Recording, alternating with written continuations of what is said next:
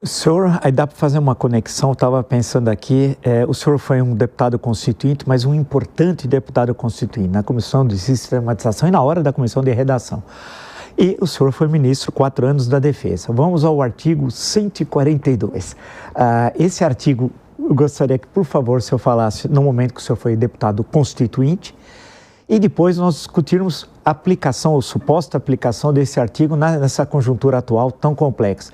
Como é que chegou aquele artigo? Muitos falam da pressão forte do general Leônidas, que o senhor citou anteriormente, junto ao Bernardo Cabral, né? Que era o relator lá da Constituição e tal. Isso ocorreu? Como é que chegou àquela redação final? Que muitos gostariam até de alterar essa redação do artigo 142. Dizem que era alterar, mas não dizem como, né? Bom, deixa eu te falar o seguinte. Como é que começou esse debate no Brasil? 1891. 1891 foi um golpe militar. A República foi um golpe militar. Um golpe do Marechal Deodoro, derrubando o imperador. E, na verdade, o Marechal Deodoro queria derrubar o gabinete liberal do Visconde Ouro Preto. Ele não queria derrubar o imperador. Ele derruba o imperador por uma série de intrigas que foram feitas no dia 15, onde estava muito envolvido Benjamin Constant Botelho de Magalhães, que era professor da Escola da Guerra, era um coronel. Naquela época era coronel. E aí virou aquilo um golpe, virou uma queda do Império, uma queda do gabinete liberal e virou uma queda do Império com uma série de intrigas, sei lá, etc. Bem, quando fizeram a Constituição de 1891, estabeleceram mais ou menos o que está dito até hoje. Só tinha uma coisa. Atribuía-se às Forças Armadas a defesa da soberania, etc, etc. Mas no que importa, eles dizem o seguinte, e também a preservação da lei e da ordem. Nisso se entendia que a Constituição tinha atribuído aos militares a decisão, era verdade, a decisão de quando deveriam preservar a lei e a ordem. Inclusive o Rui Barbosa referia que era uma autorização ao golpe. Isto se repetiu em todas as constituições brasileiras. Inclusive os militares, mais ou menos, mudaram um pouco a linguagem, garantia da lei e da ordem, preservação da lei e da ordem, enfim. Quando chegou em 88, houve um caso curioso. O senador Bernardo Cabral, deputado Bernardo Cabral, foi eleito relator da Constituinte pelo PMDB. O PMDB tinha a maioria absoluta dentro da Constituinte, então acabamos ficando com todos os cargos. Bem, o fato é que teria havido uma conversa de Bernardo Cabral com o general Leônidas, que estava preocupado com esse assunto, e que teria combinado alguma coisa com ele que eu não sei qual foi. Tudo bem. Aí nós estávamos, o Fernando Henrique, porque éramos auxiliares do Bernardo Cabral, o Fernando Henrique, o ex-governador do Mato Grosso, o senador Wilson Campos, Wilson, o José, depois foi governador do Espírito Santo, e eu. Vamos bater um parênteses aqui. Eu era... José Inácio, né? Acho que era. José Inácio, né? José Inácio Ferreira. Isso. Era o do Espírito Santo. E eu fui convidado também para... Agora, vejam, vamos deixar bem claro uma coisa, eu não tinha poder político nenhum. Eu era um sujeito de 40 anos, que tinha vindo do interior do Rio Grande do Sul. A única coisa que eu tinha é que eu sabia, conhecia, eu tinha estudado toda aquela coisa, né? Eu fui preparado para lá. Então, eu mais participei nesse processo todo como amanuense. A amanuense é aquela expressão antiga nossa, do sítio que escrevia, o escrivão, amanuense. Bem, eu não tinha decisão política, capacidade, eu conseguia colocar o problema para que o doutor Ulisses, enfim, os cardeais do PMDB decidissem o problema. Eu participava do debate, mas não tinha poder de decidir e de nem sugerir decisões.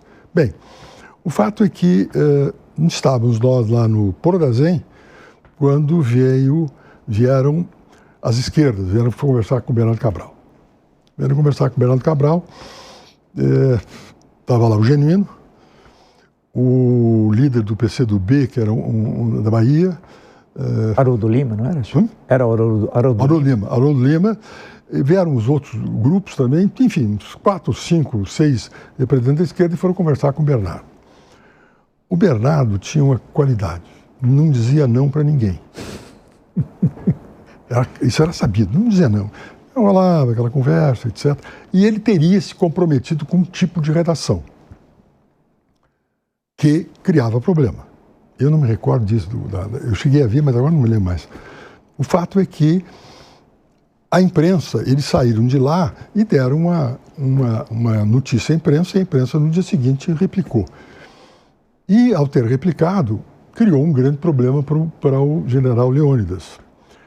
Aí, um dia, o Bernardo chega 3 ou 4, 5 dias depois, ele chega no Prodazem, no escritório Prodazem, estava o Fernando Henrique e eu, e ele entrou desesperado. Vai dar um problema, galera. Estamos com uma situação. O que houve? Não, eu fui numa solenidade da Marinha e o general Leônidas me disse um mundo de coisas, que era a história do tal compromisso que ele tinha assumido com os dois lados. Bom, aí nós resolvemos fazer a redação. Eu trabalhei na redação. Qual foi a redação que é importante ter presente? Nós conseguimos romper, em 88, aquilo que vinha tradicionalmente do início da República, que era a capacidade dos militares decidirem eles próprios quando deveriam intervir para proteger a lei e a ordem. Como é que nós redizimos? Simples. Estabeleceu aquela tradicional, preservação dos direitos constitucionais, etc. E, a pedido dos poderes constituídos, a garantir a lei da ordem. Ou seja, a decisão da intervenção não era mais dos militares, era do poder civil. É isso que se mudou. Se mudou bem. Hoje diz, isso estabeleceu... É curioso, eu tenho visto entrevistas, inclusive, discussões, mas nunca se diz o que é que tem que mudar. Você sabe o que é que tem que mudar ou não? Não, sei. Você observa? Não tem. Há uma espécie de mitologia, há uma mitificação daquilo, a mistificação daquilo, como argumento não tem sentido. Depois se discutiu se eles eram ou não, se os militares eram ou não moderadores, o poder moderador, aquela história que vinha do Império, que era do imperador. Não tem nada disso, absolutamente nada disso. Mas houve, inclusive, alguns juristas que disseram que as Forças Armadas seriam um poder moderador, uma interpretação equivocada do artigo 142. Eram interpretações que meramente traziam em si o bojo de uma posição ideológica. Exato. Não era algo lucidamente discutido, mas tudo era um conflito ideológico. E aí agora está lá, vamos mexer no artigo 142. Mexer no quê? Garantia da soberania nacional, garantia dos poderes constituídos. E, a pedido destes, a garantia da lei e da ordem. Eu, quando ministro da Defesa no governo Lula, eu fiquei 3 anos com o governo Lula e 8 meses com o governo Dilma. Houve N decisões de intervenção das Forças Armadas para garantir a lei da ordem, autodeterminadas pelo presidente da República. Não houve problema nenhum. Não houve dificuldade nenhuma. Deixa eu perguntar uma questão ainda sobre isso, porque essa é uma questão eu considero muito importante, ministro. Tendo em vista que o presidente da República, pela Constituição, é o comandante em chefe das Forças Armadas, as Forças Armadas estão submetidas ao presidente da República, portanto, ao Poder Executivo. Mas a redação fala que qualquer um deles. Legislativo e o Judiciário, mas elas estão submetidas ao presidente da República. Sim, mas mesmo assim, nessa hipótese, havendo a intervenção, evidentemente que há no caso, vamos supor, que não aconteceu nunca, do presidente do Senado, do presidente da Câmara e o presidente do Supremo, ou cada um deles, pedir a intervenção. Pedir a intervenção para a garantia da lei e da ordem. Sim. Essa intervenção chega ao presidente da República meramente como um rito de passagem. E o presidente determina. E os militares organizam como vão fazer isso, enfim, a parte operacional propriamente dita. Mas não há possibilidade de o presidente negar um pedido de intervenção. Pedido de intervenção para a garantia da lei e da ordem. Mas é muito raro, é difícil. Porque normalmente isso acaba sendo... As intervenções, a garantia da lei e da ordem são N coisas. Lembra-se daquela história do Rio de Janeiro? Eu participei daquela intervenção do Morro do Alemão. Houve uma determinação do presidente, a pedido do governador da época, que solicitou a intervenção, que não tinha como segurar aquilo, a polícia militar não conseguia segurar, e os militares foram para lá. E se resolveu, se fez lá. Digamos, a falta de resultado dessas intervenções é de que as intervenções do Exército são exclusivamente para segurar a balbúrdia. Agora, precisa vir o Estado com os serviços sociais típicos para conseguir manter aquela coisa. Eu me lembro de um incidente curioso. No Morro do Alemão, a televisão, os sinais de televisão eram todos controlados pelos traficantes. Na época não se falava ainda em comando vermelho, essas coisas. E então tinha aqueles gatos. E quem fazia E aí nós conseguimos, porque era um problema de disputa econômica. Aí se conseguiu que a TIM, não lembro se era a TIM, reduzisse o preço da ligação para concorrer com os traficantes. E aí a população queria ir direto com a TIM, etc. Então, precisa ter lucidez de que nós temos que tratar caso a caso como um caso, e tal como é. O problema é de que há uma pergunta fundamental de tudo isso, é aquela pergunta que a gente tem que fazer sempre: do que se trata? E depois tem uma coisa que eu absolutamente nego, quer dizer, não participo e não uso. Se usa muita expressão a verdade dos fatos. Os fatos não são verdadeiros nem falsos. Os fatos são. O fato é. O que é verdadeiro ou falso é a narrativa feita sobre o fato. Ou seja, o enunciado que nós fazemos sobre o fato pode ser falso ou verdadeiro. Agora, o fato é. Então não existe a verdade dos fatos. É uma síncope que complica, como se os fatos pudessem ser falsos. Se os fatos podem ser verdadeiros, podem ser falsos. Não é o caso. Então eu acho que, no caso específico, nós vivemos um momento importante. O momento agora é um momento importante. E depois tu tem que lembrar que isso é nós estamos num fim de uma época. Todas as instituições políticas que foram criadas depois da Segunda Guerra Mundial para a organização do mundo estão desaparecendo. O governo Trump, etc. e tal, a ONU hoje não tem mais o Conselho de Segurança não tem mais nenhuma atitude. Eu lembro que os Estados Unidos invadiu o Iraque sem autorização do Conselho de Segurança, ou seja, começaram a desaparecer progressivamente as organizações. Que mundo vem agora? Não sei. O que vai aparecer agora? A Organização Mundial da Saúde. Aí não tem lá o próprio Organização Mundial do Comércio, Internacional do Comércio.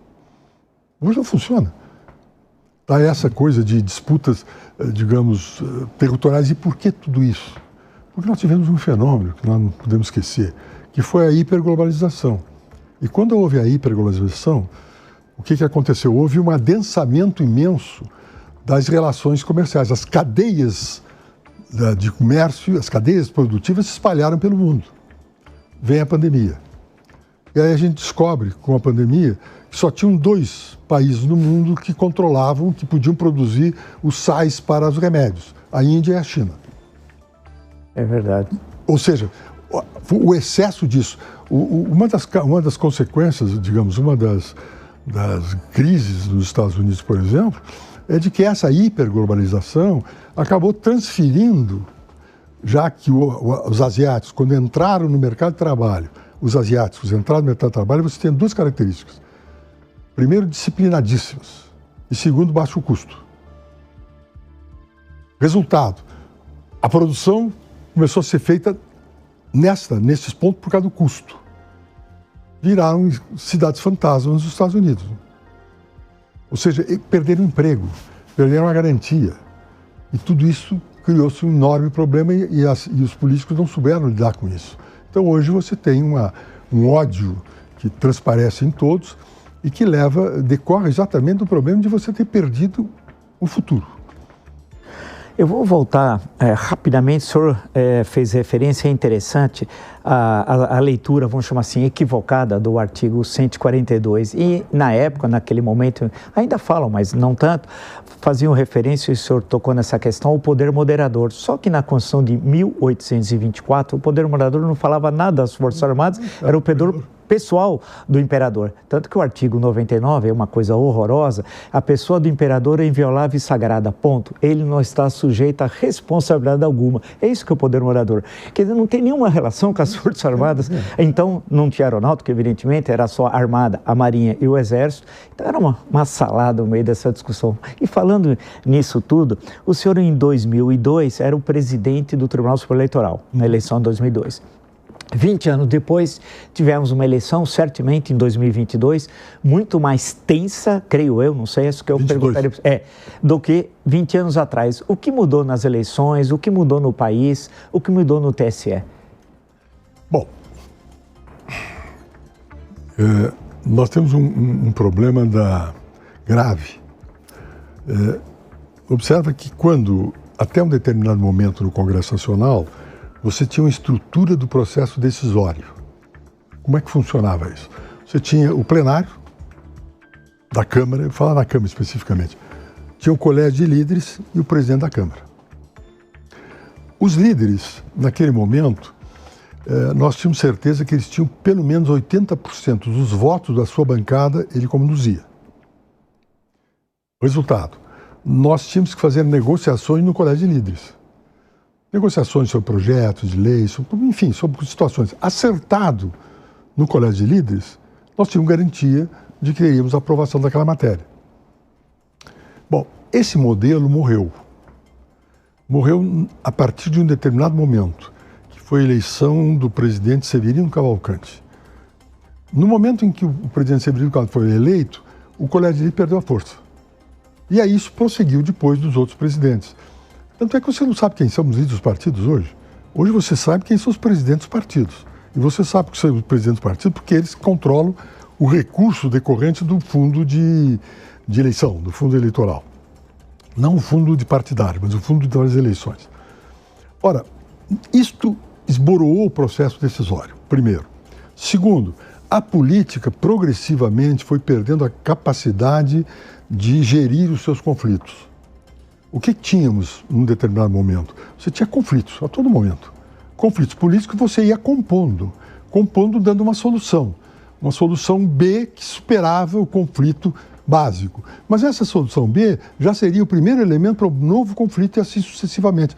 Mas a política resolvia os conflitos. Até que se introduziu dentro da política algo que eu não cheguei a viver isso naquele momento. É o ódio. Ou seja, o adversário político deixou de ser adversário, passou a ser inimigo político. E não há diálogo. A Câmara, a Brasília, por exemplo,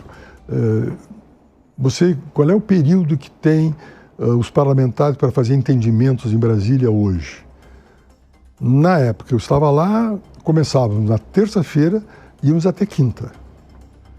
O pessoal ia para as bases eleitorais, para os seus estados, etc., e voltava na segunda de manhã.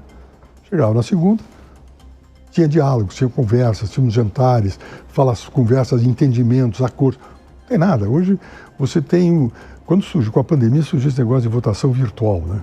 E a votação virtual, não sei lá. Então, qual é Hoje você tem uma incapacidade da política de conversar. Os partidos não têm mais estrutura nenhuma. O Michel conta, inclusive, que acertava lá com o líder do partido, o partido da base do governo, 80% da base votava do jeito e os 20% votava contra, a metade votava por favor do governo, votava contra. Ou seja, a política perdeu a sua reestruturação. Nós estamos esgotando o modelo institucional para este tratamento da política. E o que fazer para modificar isso? Bom, olha... Que seja viável também, porque eu não estou falando em tese de reforma política, porque essa nós discutimos há décadas. Não, claro, mas eu tenho história. Eu tenho uma tese sobre história de reforma política. Quem faz reforma política é a política, não é a academia.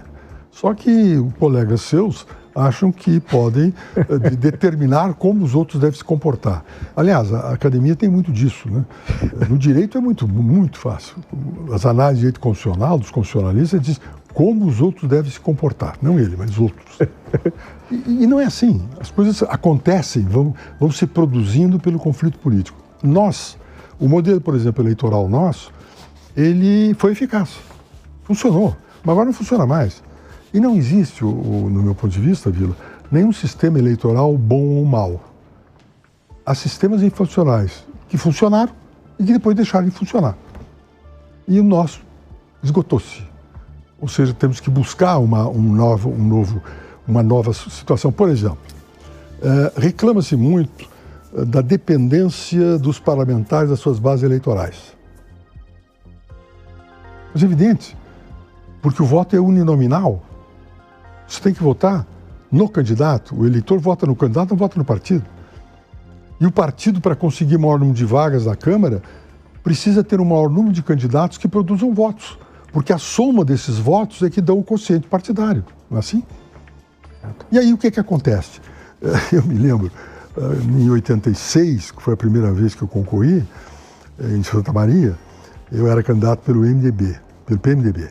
E o Tarso Genro, amigo de infância meu, era candidato do PT. Acontece que o Tarso e eu não disputavam, porque os votos que o Tarso fosse conquistar não alteravam nada na minha posição. Alterava a minha posição os votos que os candidatos do meu partido tivessem, porque eles poderiam ficar na minha frente. Você sabe muito bem que definido no final, quantos foram eleitos? O partido no Rio Grande do Sul tem 31 vagas na Câmara, o partido vai conseguir 10 vagas. Quem são quem são os eleitos dessas 10 vagas? Os 10 mais votados daquele partido. Logo, a disputa é interna. Eu não disputava com o Tarso. Inclusive, algumas pessoas fizeram debates, queriam ver se a gente se confrontar, não confrontar coisa nenhuma. Até repetiam, isso parece um encontro de comadres. Porque não tratavam, não disputávamos em si. Nós disputávamos internamente. Eu disputava com o pessoal do do PMDB que quisesse pegar votos na região de Santa Maria, por exemplo. Então, esse modelo esgotou-se. Já está se falando muito em voto de lista, o que é importante. Eu acho que nós podemos caminhar para uma solução de um sistema proporcional, mas que tivesse responder a duas qualidades. Uma, favorecer ao voto local, ter candidatos para serem votados localmente. E o outro, a lista de partido modelo alemão.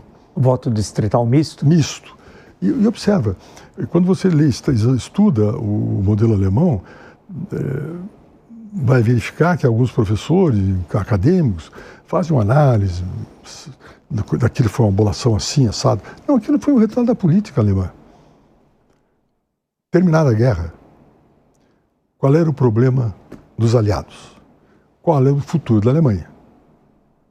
Aí os aliados fizeram um acordo com a Rússia, entregaram um pedaço da Alemanha para a Rússia. Mas, antes disso, eles trouxeram a fronteira da Alemanha para o Odernice e entregaram a Prússia para a Polônia. Parte da Prússia para a Polônia, Oriental, né? A Prússia Oriental. Kaliningrado era o lugar prussiano típico, Danzig, que era a grande capital prussiana, virou Gdansk na Alemanha, na Polônia. E os aliados disseram, comunicamos ao mundo que a Prússia não mais existe. E aí sobraram os aliados para fazer a divisão da Alemanha. Qual era o futuro da Alemanha? Resolveram que a Alemanha tinha que ser uma federação. Criaram estados, as Landes foram criadas tendo em vista as áreas de ocupação. Aí o que acontecia? O grande medo da França era o retorno da unidade alemã. E qual foi a solução que foi encontrada? Por quem? Por Konrad Adenauer, que era do Partido Democrata Cristão, o Kurt Schumacher, que depois morreu logo, que era o líder do Partido Socialista, e o Theodor Heuss, que foi o presidente da Convenção de Bonn, que fez a Constituição Alemã. Resolveram estabelecer o seguinte: vamos criar um sistema eleitoral em que o sujeito, no distrito eleitoral, disputa, cada partido terá um candidato. E um segundo voto em uma lista de partidos. Por que o sistema é este? Aqui é majoritário. Quem ganha no distrito é o que recebeu mais votados. Agora, como é que funciona isso? Verifica-se qual o número de votos dados à lista na Alemanha. Se a lista, esse partido teve 40% dos votos, ele conquistou 40% dos lugares dentro do Bundestag, que é a Câmara de Deputados deles. O que fazem mais? Eles pegam, verificam quantos daquele partido foram eleitos nos distritos e o resto que sobrar é preenchido pela lista. Tanto é que os grandes líderes alemães eram todos de lista, com exceção do Konrad Adenauer, que também era distrital. Ele podia concorrer dos dois lados. Então, eu acho que agora nós podíamos tentar um modelo dessa natureza. O governador José Serra tinha um projeto tentando implementar esse tema nas eleições municipais. Porque tu vai convir comigo que as cidades acabam sendo distritalizadas, né? Sim. Tem zona A, zona B, zona C, em que você tem líderes políticos daquela região. Por que a gente não faz isso? E já está vendo, com esse esgotamento do modelo e a dependência que é uma das causas disso é a intervenção no orçamento, né?